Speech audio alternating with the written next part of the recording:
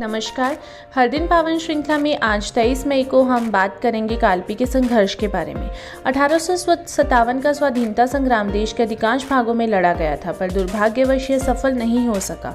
इसके संचालन का मुख्य केंद्र उत्तर प्रदेश में कालपी नगर था। वहां यमुना नदी की ऊंची कगार पर बने दुर्ग में इस क्रांति का नियंत्रण कक्ष था।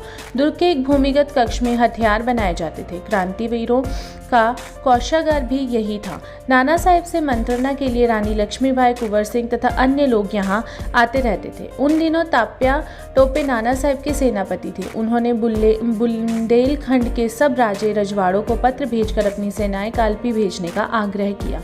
पत्र में लिखा था कि इस संघर्ष का उद्देश्य किसी को गद्दी पर बैठाना नहीं, अपितु विभिन्न राजाओं के क्षेत्र को अंग्रेजों से बचाना है।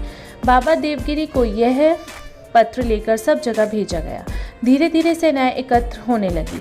जालौन के तहसीलदार नारायण राव ने कार्यालय तथा मोहम्मद इश्हाक ने भोजन आदि की व्यवस्था संभाली। नाना साहेब के भाई बाला साहेब तथा भतीजे राव साहेब भी आ गए।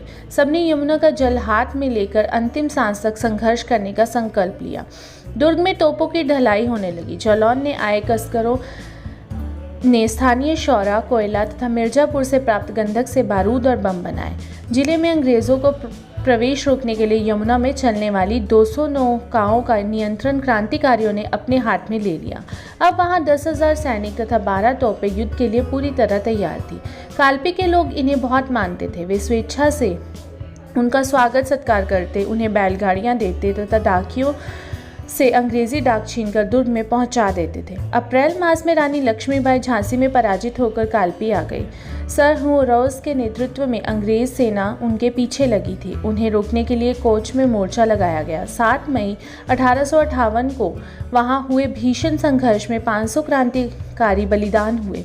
इसके बाद सब लौटकर फिर कालपी आ गए। नाना साहेब ने अब निर्णायक संघर्ष की तैयारी प्रारंभ कर दी। क्रांतिकारियों ने 84 गुंबद नामक भवन से यमुना तक खाइयां खोदकर सब मार्ग काट दिए।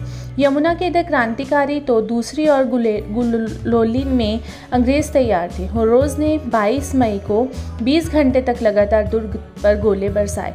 क्रांतिकारियों की तैयारी कम थी पर हिम्मत नहीं। भारी संघर्ष के बाद 23 मई 1858 की प्रातः ब्रिटिश सेना कालपी में घुस गई। युद्ध में बड़ी संख्या में क्रांतिवीर बलिदान हुए। यमुना की धारा रक्त से लाल हो गई। दुर्ग में अंग्रेजों को नाना साहेब और लक्ष्मीबाई का महत्वपूर्ण पत्र व्यवहार 6 हाथी, तोप, गोले, 500 बैरल बारूद, brass gun, mortars, brass powder gun, 9,000 कारतूस तथा भारी मात्रा में पारंपरिक शस्त्र मिले। अंग्रेजों की इच्छा महत्वपूर्ण नेताओं को जिंदा या मुर्दा पकड़ने की थी, पर दुर्ग में बने गुप्त मार्गों से नाना साहेब, ताप्या टोपे, रानी लक्ष्मीबाई आदि सुरक्षित निकल गए। आज भी यह दुर्ग जर्जर अवस्था में उस युद्ध की याद दिलाता है। दुर्ग की दीवारें 9 फुट मोटी तथा छत गुंबद आकार में है। तोपों पर मार से इसका अधिकांश भाग ढह गया था, पर केंद्रीय कक्ष, किला घाट, मंदिर तथा यमुना तक जाने वाली सीढ़ियां अभी बाकी थी। अगर आपको हमारी वीडियोस पसंद आ रही हैं तो कृपया हमारे चैनल को लाइक, शेयर और सब्सक्राइब ज़रूर करें। भारत माता की जय।